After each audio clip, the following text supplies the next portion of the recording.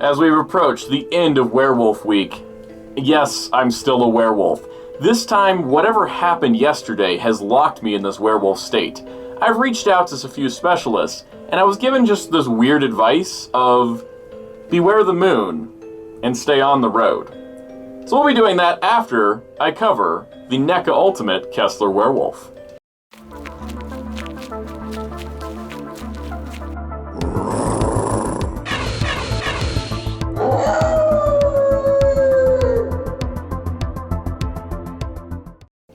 Hello, this is Soundout here, and welcome to day 14 of the Month of Monsters. Today we're talking about the Kessler Werewolf from An American Werewolf in London. This 1981 cult classic is one of my favorite films of all time.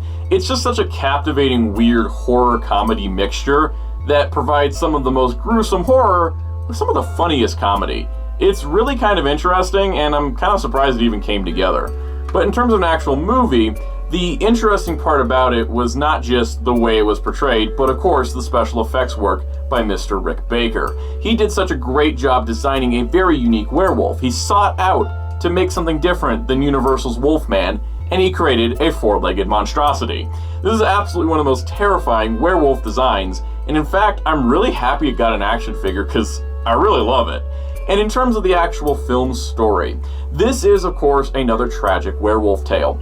However, the thing with the American Werewolf in London, there was one piece of advice that David and his friend Jack were given, and, well, they didn't stay on the road, got attacked by a werewolf, and David became a werewolf. Now, this werewolf design, like I said, is different. It's a four-legged werewolf. It's not your standard two-legged, walking around, talking, hosting a YouTube show werewolf. It is definitely something unique and interesting, and also terrifying. So if you're brave enough to stay tuned to it, we're going to take a look at the ultimate version of the Kessler Werewolf. The box for the Kessler Werewolf is excellent, having this nice painted artwork, the fog revealing the werewolf face, the full moon, and Jack and David on their fateful journey, the thing that would change their lives permanently. The back of the package features a collage of images, of course, of the werewolf we're going to look at. And like other Neca Ultimate figures, the front flap does open so you can see the figure within. Getting the Kessler Werewolf out of packaging, you can see that this thing is just gorgeous in the most horrifying way possible. Because honestly, this design is terrifying. The elongated features, the really sharp fangs, the several people that it mauled to death in the film, but the figure version is beautiful. The sculpted fur, everything. You can see it from the side that it has those really weird, really lanky proportions. It's almost human in a way. It's almost human crawling on four legs, but it's not, and that's kind of what makes it so unsettling. And I think that it's just really well replicated here when you're looking at the full body. You can see that even when it comes down to having a tail, it's a short tail. The legs are extended into weird directions, but they're still sort of humanoid. It's what the wonderful design work that Rick Baker and his team did in order to create this monstrosity is actually so fascinating, and I love looking at it. And Neca did a great job getting all the details. While the hind legs weren't seen all the time in the film due to the practical nature of the werewolf, Neca went into the extra detail of adding kind of the more bony structure, the extra fur, and the paint detail, and I have to give them full credit on this. They really went for it.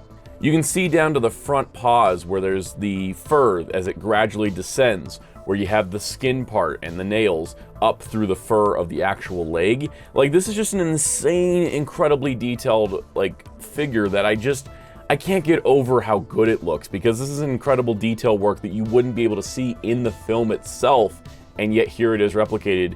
And naturally, this goes for the face as well. This is the closed mouth version we have here, and the eyes are just haunting. The teeth are mangled. They're not quite straight. They're not quite even. He's just snarling. You can see the expression. You can hear the sound.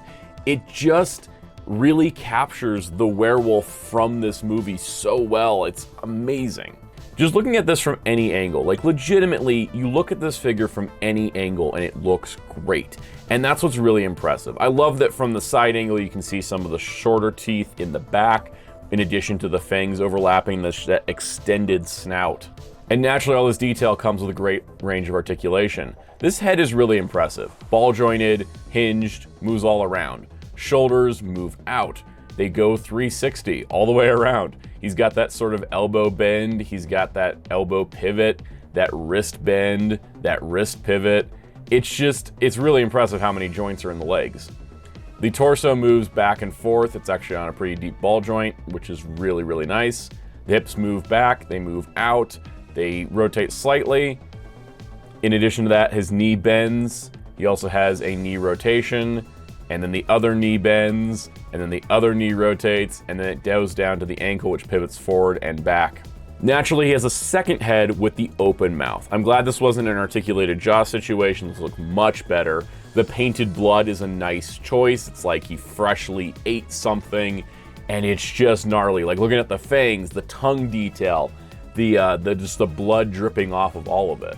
And again, going to the side, you can see how the mouth has stretched to let that jaw expand, to let the blood drip down the fangs. It is a pure werewolf experience. It's inspiring. Posing this guy with any action figure in your collection will just work perfectly. The thing is ready to attack. When you have the teeth bared, it's just, the flesh is within its grasp. It can just bite in. It can take what it wants, what it needs.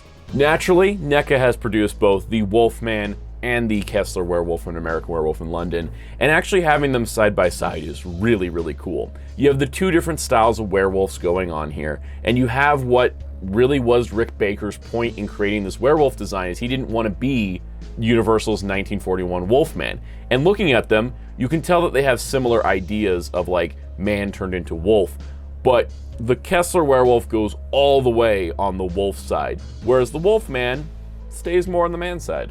And also the fun part about action figures, they can battle it out to the death. 2 werewolves enter, 1 leaves. Who will win this battle? You decide. While they never met in the film itself, the Kessler Werewolf does make a nice pairing with the Nightmare Demons. They look kind of like a hit squad that's going after this thing, but they're in for a surprise. And that's because the Kessler Werewolf is a ferocious, ferocious man-beast who is ready to tear into any flesh at any time, and I've been saying that a lot. Should I be concerned? So ultimately, the ultimate Kessler Werewolf is the ultimate version of this figure. It's one of the few times I can say the word ultimate isn't overstated here. There's nothing additional I would have liked. This is a fantastic base package. The only thing that could have made him better is if they included like bodies for him to feast upon in the night. But honestly, at the same time, I don't know if he necessarily needed it. The articulation on the range here is amazing. The details, the sculpting, the fur, the fangs, just the whole figure is just one of my favorite things I've ever owned in terms of action figures. And I'm so glad I got to showcase it here. And I hopefully will get to showcase more in the future. So that brings us to the end of this episode and the end of Werewolf Week. The next couple episodes are some nice pre-recorded stuff.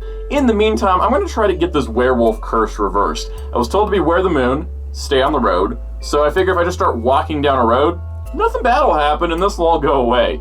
So I'm going to get to it, and you can stay tuned tomorrow for a little bit of Wildcard Weekends. And I hope you enjoy it.